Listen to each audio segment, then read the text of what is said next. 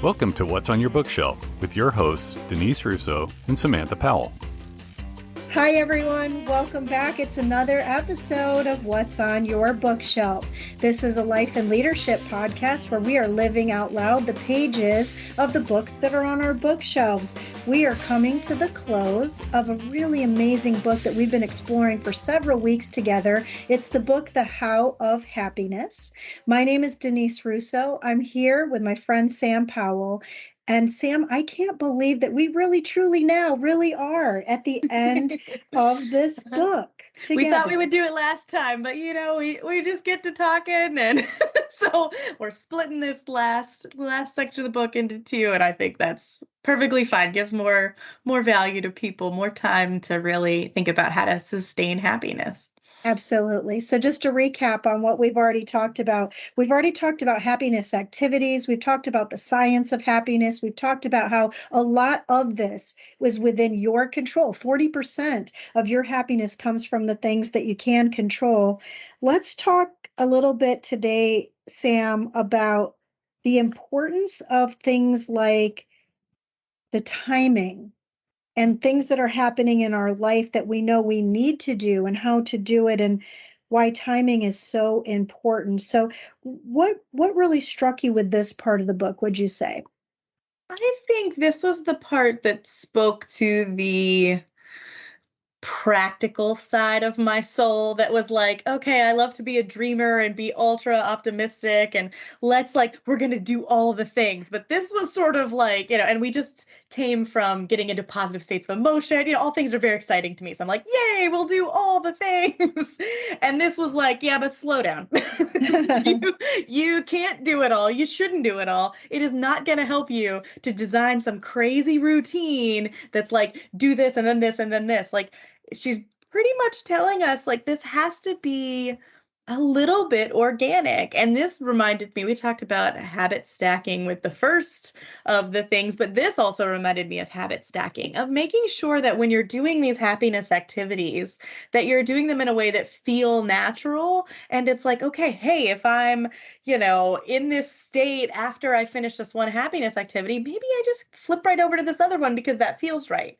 Mm-hmm. And it doesn't have to be a daily thing. Maybe it's on Thursdays, I do this. And then after that, I do this other thing because it has this natural flow to it. And I'm not doing something I'm not forcing myself into a schedule that feels unnatural. And that to me was like, okay, good. Like, let's pull me back down to reality. And also really think about this as if you're going to sustain, it has to make sense for your life and it has to fit in a way that is sustainable. What you're describing is exactly what this part of the book is about, which is about the importance of self-experimentation. So we've learned throughout the book about knowing how to get to a level of happiness. We've learned how to do that through these happiness activities, but now is the practical application, like you said. And this is not a book that's a one size fits all. This is a book that will fit you the way that it fits you best. And through that self-experimentation, we're able to find the variety, the combinations, the way that these things will resonate the most with us. And one of the things that struck me in this part of the book was just about how if you let the activities become a chore or become mundane, they may no longer bring you happiness. And so it started to make me think about how many years ago I used to work in the music business and I was producing full-time. I was producing concerts and special events and festivals and things like that. And to the outside listener, they might think, oh, wow, that sounds really amazing, exciting, happy, fun. Well, it got to be where it was no longer those things. It was a job. And sometimes that job felt very frustrating and discouraging and time intensive and not fun, because the reason I got involved in that industry was because I loved music and I wanted to experience the live art of music. And what I found was in the role that I was having in the production side was I wasn't even hearing the music. I was dealing with customer escalations, no different than you and I dealt with later in life in the software business. And I was dealing with things that no longer were bringing me happiness. And I remember the day that I decided to step outside of that part of my career And it was not a happy day, Sam. I was very sad because I was putting aside something that brought me so much joy and so much happiness, but all of that was seemingly sort of dwindling or even fading a little bit. And I needed to find a new source of sustained happiness. And so what I found, long story short, over time, was that I was able to then go back into the music industry not very much longer after I left.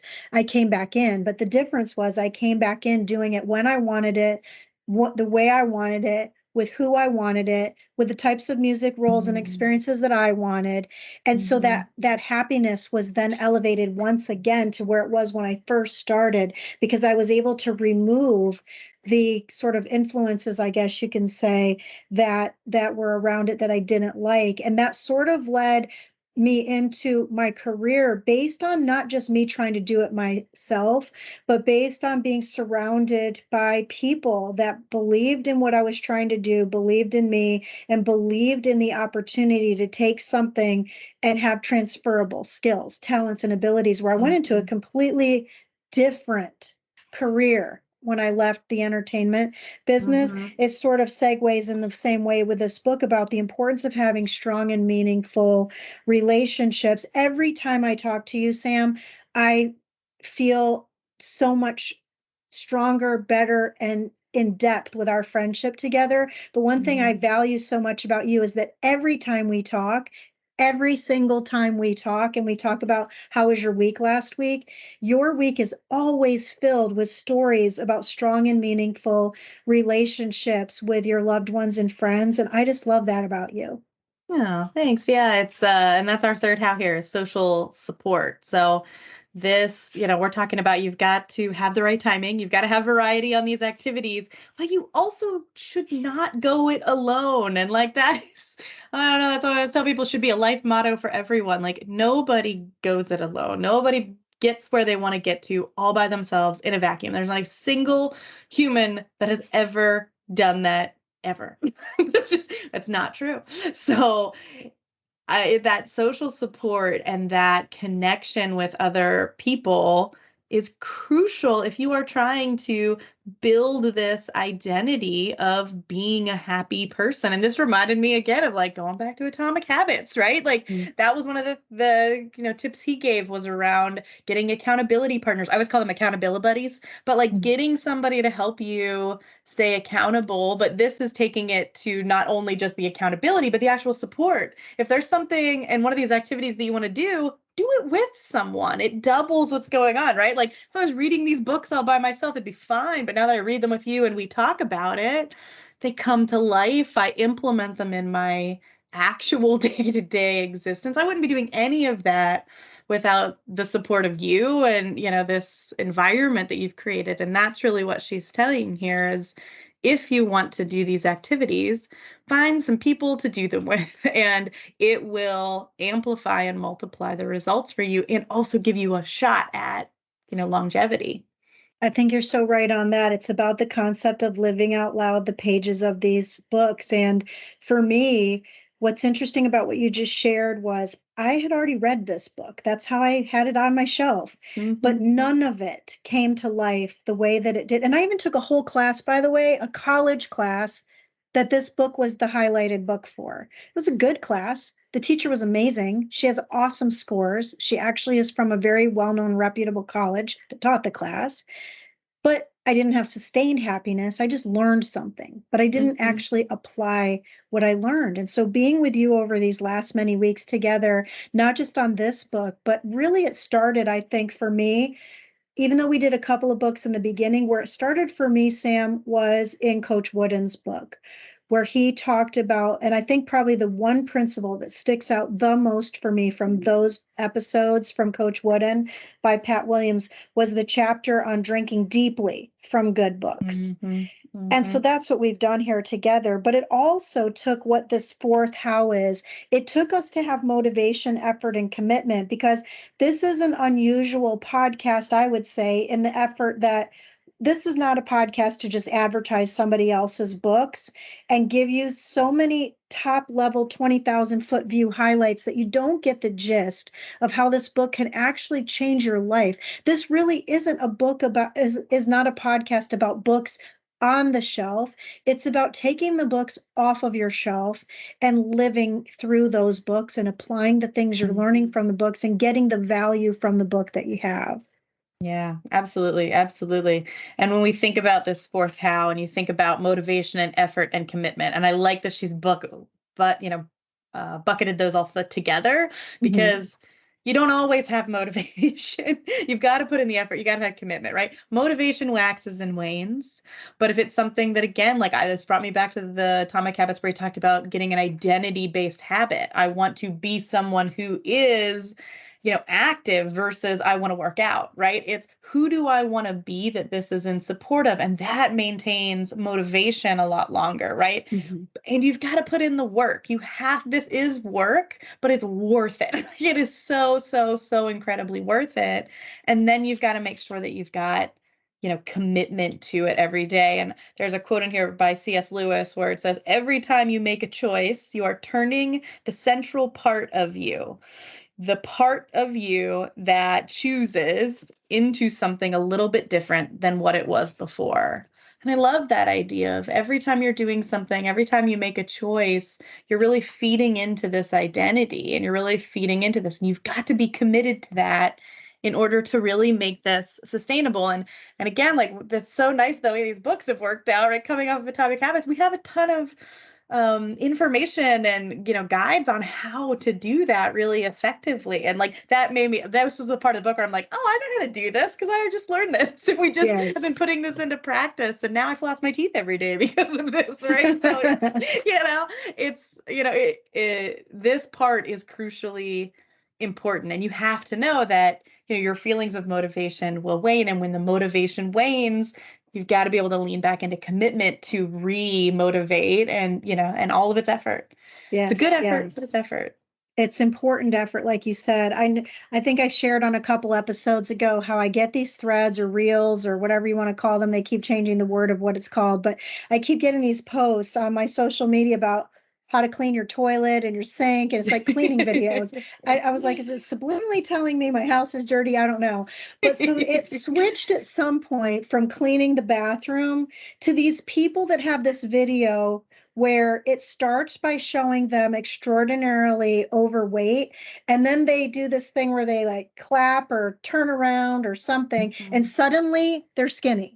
But they never tell you how they did it. It's just supposedly supposed to motivate you to be on a diet. And so as I was thinking about that example, I ended up getting myself onto page 274 of this book, which reminded me of the how of the motivation, effort, and commitment is that those videos might be a video of what worked for that person. It doesn't mean that it happened overnight. It doesn't mean that it will happen for you, but they never seem to tell you the secret sauce. And this book does. It's a 4-step process. You have to first resolve to undertake a program to become happier. So if you're listening to this podcast and you've gotten this far with us, you have resolved to become a happier person. Just like you said, Sam, in Atomic Habits, it's about becoming something and resolving to become that thing, person, the way that you want to be. The second thing is you have to learn what you need to do. In the case of these little videos I have on my social media, they never teach you how to do what they did. This book teaches you how to do what you need to do and actually gives you 12 activities based on science, based on the assessments that you can do in the privacy of your own space. The third thing that the author says is you have to put in the weekly or even daily effort to do it. I often think about a core memory from Atomic Habits, which was early on in the book, and you talked about how you would just get dressed up each morning as if you were going to work out. Even if you didn't actually work out yet, you were dressing up. You had a daily habit to be able to do that so that you could become a person that was known as someone who was healthy and exercising. And then it became part of your routine, not to just dress up, but to do it, which is the 4th step that the author talks about in this book, which is you have to commit to the goal for a long period of time, possibly even for the rest of your life. And wouldn't it be much better for all of us to commit to things for a long period of time, perhaps for the rest of our life, that are healthy, habits, healthy eating, healthy living, healthy thinking, healthy relationships with people. Absolutely. Absolutely. And she says that, there's a question of like, what if you don't have the time to do this? And she is like, many of the happiness activities do not actually require you to make time. They are simply ways of living your life. And I love that thought process of, right, it comes down to what you just said. You have to resolve that this is what you want to do, right? I want to be happier. I want to end my life knowing that I lived it happily. And I am resolved to make that happen. And so I am simply changing the daily and weekly way that I live my life. And I'm committing to that for the rest of it, right? Like that's, again, Atomic Habits. James Clear says, how long does it take you to form a habit? It's like, if you want it to be a habit, it takes the rest of your life. It takes forever to form the habit. That's what it is. And this is the same thing. If you want to be happier, you have to get to that level of commitment that this is what I'm going to do. And it is simply ways of living your life. It's nothing grandiose. It's nothing, that you've got some insane morning routine. It's just that this is what I do. This is always what I do. And really becoming and moving in a way that makes that happen. I think what's important to share with our listeners is that we talk a lot on here, Sam, about things that make us happy, and certainly the people in our lives that make us happy. But maybe for someone listening, they're struggling, and maybe they are struggling because they have backslidden. And the book talks about this, like what happens if circumstances come into your life? And there's plenty of situations and examples of things that you may experience. But what the author said is that, yeah, there's not really a crisis there. You may feel like you're in crisis, but your complicated life simply was interfered with something less happy. And that's why positive intelligence and, man, the power of coaching is so critical. Now, there's times later in the book that the author talks about the importance of having therapy and clinical interventions for people who are depressed. But let's just talk about regular circumstances in life that maybe you lost some encouragement, or you lacked that sort of joy and spark in what you're doing at work or in life with your relationships. And maybe you just need to renew your motivation. And when I read that sentence in the book, renew your motivation, it made me think about, well, you renew your insurance, you renew your tags. It's just a normal transactional thing that you do to continue to live in your house and drive your car. So what's any different than renewing your motivation? And what she says is, reconsider the reasons that you want to be happier and get back on track. And it's not just easy, but it's simple, right? It's not easy, but it's simple. Yeah, absolutely, absolutely. And this fifth how, I laughed when we got to it because it's habits. And I was like, well, we spent a lot of time on habits. And I read through her, her section, and it reinforced a ton of what's in Atomic Habits about how habits form and, all that sort of good stuff. But again, it's building up habits that are those automatic things, right? When I get up in the morning, when she gets up, she puts on her running clothes, like good for her. When I get up, I go get coffee.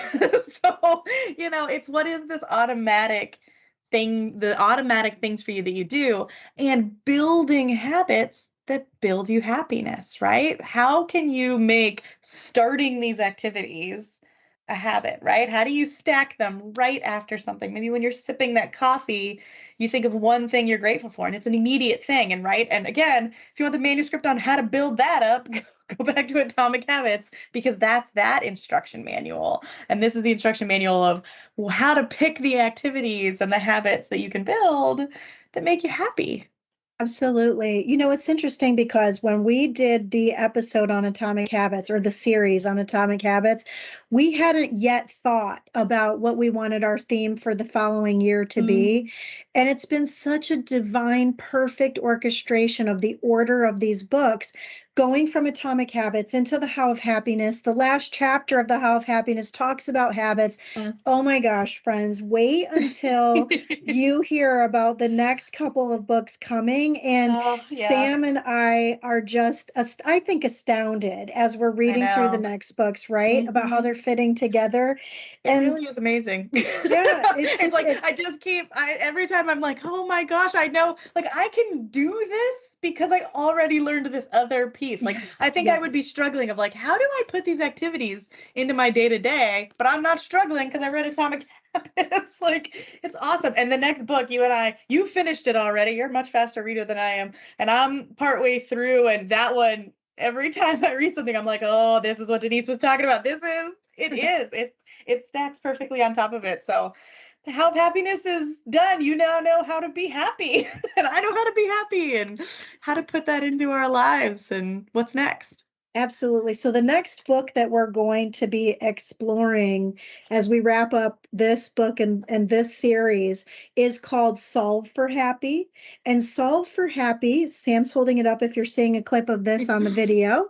Solve for Happy was written by Mo Gaudat, and he used to be the head of technology for Google. So we've gone now from a James Clear being somebody who wanted to become a Major League Baseball player. Well, let's back it up. Coach Wooden was a very famous basketball coach. Then we went to James Clear, who wanted to become a Major League Baseball player. Things in his life happened, and he ended up becoming a motivational speaker, and not a scientist, but someone who really learned about the science behind habit stacking and habit tracking and picking good habits over bad habits. And then we moved into psychologists, scientists, college professors with the How of Happiness. And now we're moving into a book that was written by a very senior level executive from obviously a very well-known tech company. And I'm not going to give out the spoilers on this episode, but let's just suffice to say the book is nothing what you would imagine it's about, based on who I just told you that author is, if you've never heard of him or his story. And so that book is going to help walk us through how to live a life of happiness despite things that happen in our lives that really aren't driving toward happiness. And I think that the book is very profound, much different than this book. It's more of a story book, easy to read book, but yet so filled with still sort of like, I guess you would say, the science. I want to know what your thoughts are on that, Sam, because I'm not getting the word right on it. It's not the science, it's maybe the math. Like you are a math person. Yeah. Mo Gaudat is an engineer, and he uses the principles of fact, math, formulas to create solving an equation for happiness. Yeah, exactly. He literally has an equation for happiness, which the mathlete in me loves. Like, absolutely happy, right? And the tagline of the book is "Engineering Your Path to Joy." And he's an engineer by trade, and it is a wonderful book, and I cannot wait to get that started next week with everyone. Me too. So as we close out this one, this has been a long journey together. Let's just recap and wrap up this. So in conclusion for this book, this is about establishing habits through activities that drive 40% of our happiness, which that 40% is based on our ownership toward living a life of happiness. It's not just about things that are happening in the past, or things that happen or could happen. I'm rephrasing that wrong. In the future, it's about savoring moments today. It's about living in the moments of today. That's the true essence and purpose of Ikigai, savoring the moments of today. It's about things like the author says, practicing forgiveness that may be from something from the past so that you can move forward.